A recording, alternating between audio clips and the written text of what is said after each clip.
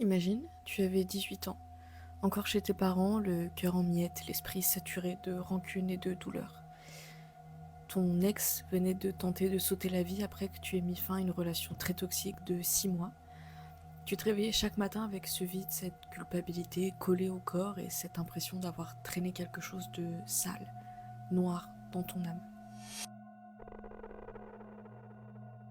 C'était février, l'hiver canadien, le genre de froid qui semble traverser les murs. Tu passais tes journées enfermée, incapable de dormir plus de 2 heures d'affilée. Et puis un soir, t'as voulu comprendre, prouver que le surnaturel existait, peut-être pour t'occuper. Alors tu as ouvert un livre, les clavicules de Salomon, les démons, les invocations, les rituels, tu as tout lu. Et un soir, dans ta chambre, tu as murmuré une phrase, juste une phrase.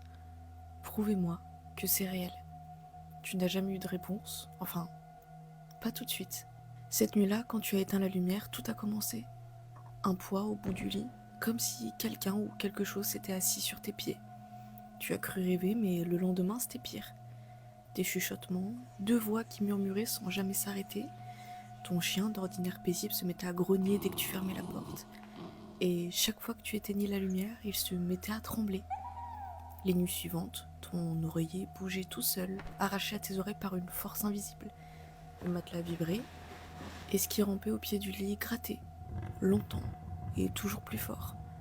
Tu essayais de ne pas paniquer, mais quand ton ventilateur s'est mis à tourner tout seul et que ton placard s'est ouvert d'un coup sec, tu as compris que c'était plus qu'un simple jeu d'esprit. Tout ça, c'était réel.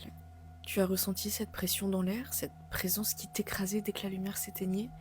Une nuit, tu t'es réveillé, incapable de bouger, complètement paralysé. Sur ton lit, un homme, ou plutôt ce qu'il en restait, ses poignets enchaînés au plafond, sa bouche hurlant sans son. Et quand la chose a quitté son corps, elle est venue droit vers toi. Tu as senti sa main glacée glisser sous ta peau et ton cri s'est étouffé avant de sortir. Tu t'es réveillé debout, collé contre ton placard, le corps engourdi, les yeux grands ouverts et tu savais que c'était pas un cauchemar. Tu as tout essayé. Prière, encens, nettoyage, mais rien ne partait.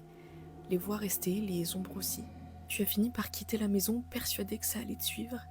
Et quand tu as fermé la porte pour la dernière fois, tu as entendu un dernier bruit, un léger craquement, juste là-bas, derrière le bois.